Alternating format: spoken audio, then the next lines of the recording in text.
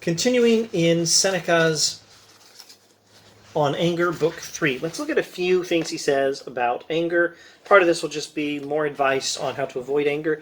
Now, understand that Seneca is, you could almost say a pastor, since it's hard to think of exactly the right terminology, but he's not a pastor. He's a philosophical counselor. That's probably the best phrase I can use. It's philosophical counselor. He's giving philosophical counselor to Gallio or Novatus, same guy, different name as Gallio Novatus. And he knows Gallio a lot better than I do. I don't know Gallio at all. Gallio died a long time ago. Seneca knows Gallio. I don't know you at all. I don't know who's watching this. If by some chance someone I know watches this video, I suppose maybe I could give some somewhat informed commentary. But then also keep in mind Seneca knew that people he didn't know were going to read this. It wasn't all just for Gallio. That's not how this sort of genre of writing works, I don't think. It's written to Gallio, but he also knows that other people are going to read it. Or Gallio's going to read it out loud. The normal way of reading in this cultural context is to read things out loud. People are going to hear Gallio reading this. So he's giving advice on dealing with anger that is tailored to some extent to Gallio's personal needs. I have no doubt of that. But he's also giving a lot of advice, knowing that he does not know Gallio as well as Gallio knows himself, or as well as Gallio is supposed to know himself. Gallio is supposed to pay attention to himself and learn what things cause his own anger problems, and then take practical steps to deal with those things, to avoid those things. So Seneca is giving a lot of examples. He probably has no expectation that every single example he gives will specifically be useful to Gallio. He's giving lots of examples. 1, so that some of them will work for Gallio. 2, so that some of them will work for other people who might read this or hear it read out loud. 3, to illustrate the fact that there's a lot of things and you've got to find the ones that work for you. Now, I can't do this for you in any kind of detail. I can't even give all the details from Seneca. I'll give 1 or 2 updates for an internet age, perhaps, in just a moment. But let's look at some of the things Seneca says about avoiding anger problems. It does not serve one's interests to see everything or to hear everything. Many offenses may slip past us, and most fail to strike home when a man is unaware of them. Do you want to avoid losing your temper?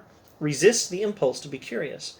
The man who tries to find out what has been said against him, who seeks to unearth spiteful gossip even when engaged in privately, is destroying his own peace of mind. Don't destroy your own peace of mind.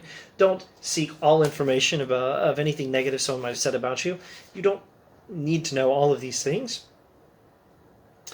That's one useful thing you can do. Another useful thing, let most affronts be turned into amusement and jest. When Socrates once received a box on the ear, the story goes, he merely said it was a nuisance that men couldn't tell when to wear a helmet when going for a walk.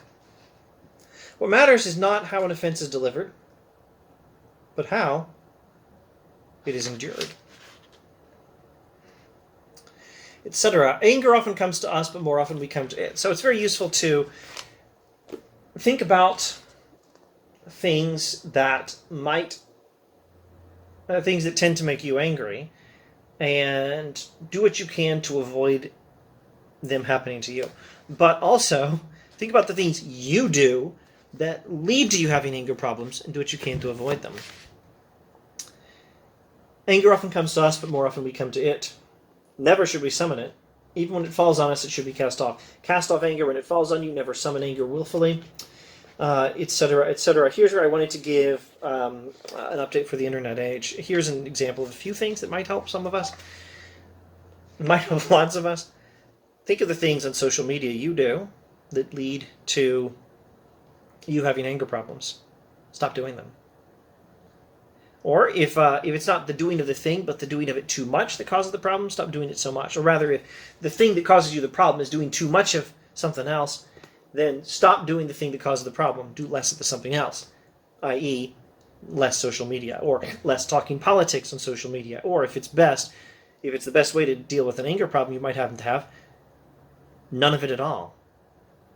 Never do politics on social media if it inspires you to anger problems. Or do less if that will cure any anger problems you might have related to that, or just drop social media altogether, or just do less social media, or take a break from social media for 1 day a week. This ancient Torah advice of a Sabbath can be very edifying for social media users, I think.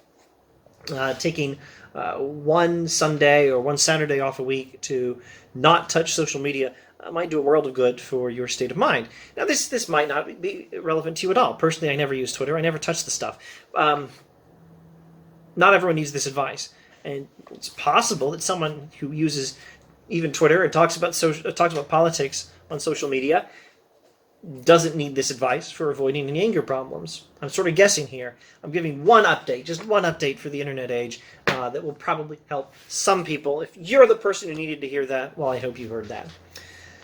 Let us not put ourselves in the position of the man who is making... Let us put ourselves in the position of the man who is making us angry. In point of fact, it is an unjustified estimate of our own worth that causes us anger. Don't think too much of yourself. That's what causes anger. And an unwillingness to put up with treatment we would happily inflict on others. Now, this can go two ways. This is not a direct statement of the golden rule, do to others as you'd have them do to you, or the negative form of it, the silver rule, some people call it. Do not do to others what you'd want them not to do to you, but at least the structure of the golden rule is in place here. Seneca is at least hinting at something like that. It is an unjustified estimate of our own worth that causes us anger, and an unwillingness to put up with treatment we would happily inflict on others. And put yourselves in the position of the person making you angry. Put yourself in the position of the person making you angry. Put yourself in the other person's shoes, so to speak, and don't think too highly of yourself, and don't be unwilling to put up with treatment you would happily inflict on others. So if the way you treat other people you think is fine, put yourself in the position of the person making you angry and make sure that that person's not doing to you just the same you do to other people. And if so, be willing to receive it, just as you're willing to dish it out. But if you're not actually willing to receive it and you think it's actually not fair, it's not right, then here's another way this advice can go. Stop doing it to others. Do to others, or don't do to others what you would have them do to you, or do not do to others do to others what you would have them do to you, or don't do to others what you would have them not do to you. One more piece of advice for anger, and then we'll do one illustration and we'll be done for this video. The greatest cure for anger is to wait, so that the initial passion it engenders may die down. That old advice, maybe you heard from parents, grandparents, or something, count to 10. Count to 10 before responding in anger. That's tapping into the same tradition. Seneca won't say count to 10 before responding in anger. He might say count to 5 or count to 10 hours, depending on the situation, depending on what you need, depending on what sort of waiting is necessary for you to handle the situation properly. Wait that long. Now, you know what? This is just so eloquent. Let's do at least one more sentence here before we go to the illustration, the story he tells. Some of the affronts that were sweeping you off your feet will lose their edge in an hour, not just in a day. Others will disappear altogether. Some anger problems become less after an hour. Some disappear altogether. If the delay you sought produces no effect, it will be clear that judgment now rules, not anger. And if your response does not change, or if the response you expect to make, you plan to make, does not change after waiting for a while, that shows that it was good judgment making the response and not just your emotions. Well, hopefully it's good judgment. But anyway, it's judgment. This is the same principle. Here's another update to an internet age. This is the same principle people use when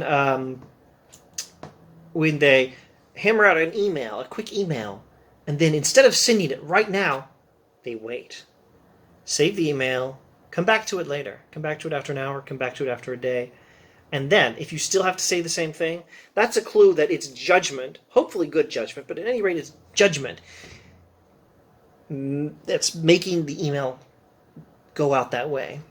If you find you don't need to change anything after waiting a few hours or a day.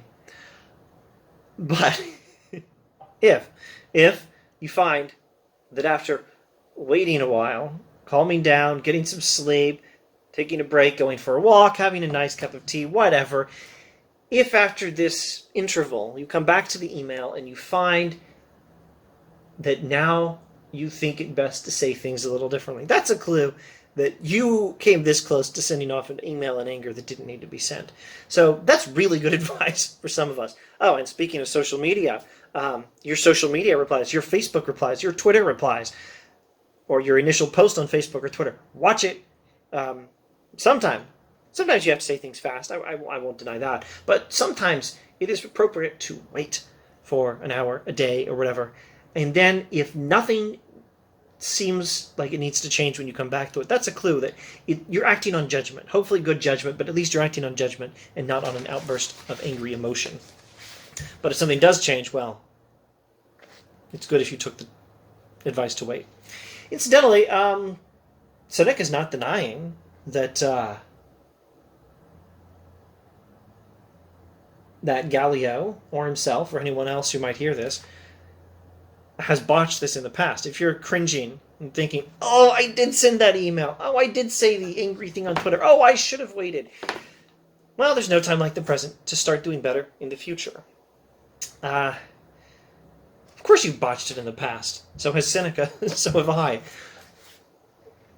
Start doing better now. Start doing better now.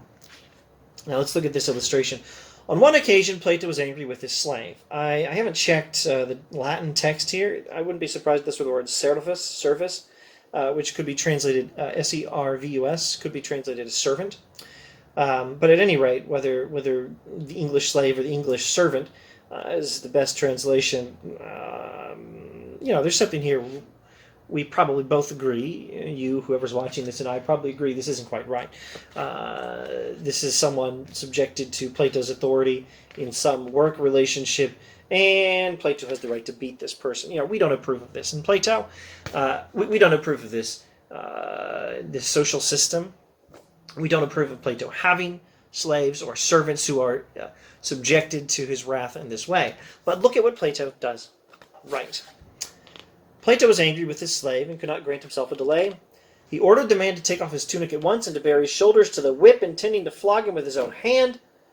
When he realized he was angry, I wish I could illustrate this with something. I'm just grabbing something I can grab, a pencil. But Plato's holding a whip.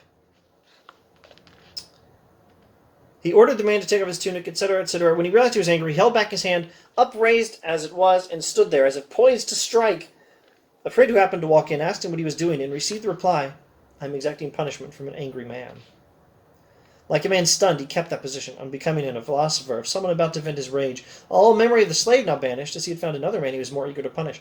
So Plato at least had this much right. He was more willing to punish himself for his outburst of anger.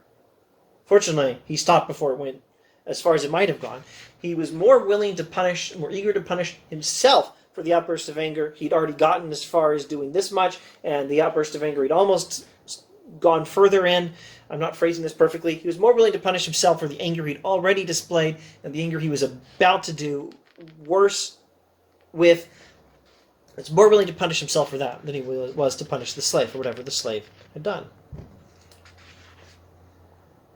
And then he asked someone else to punish the slave for whatever he had done.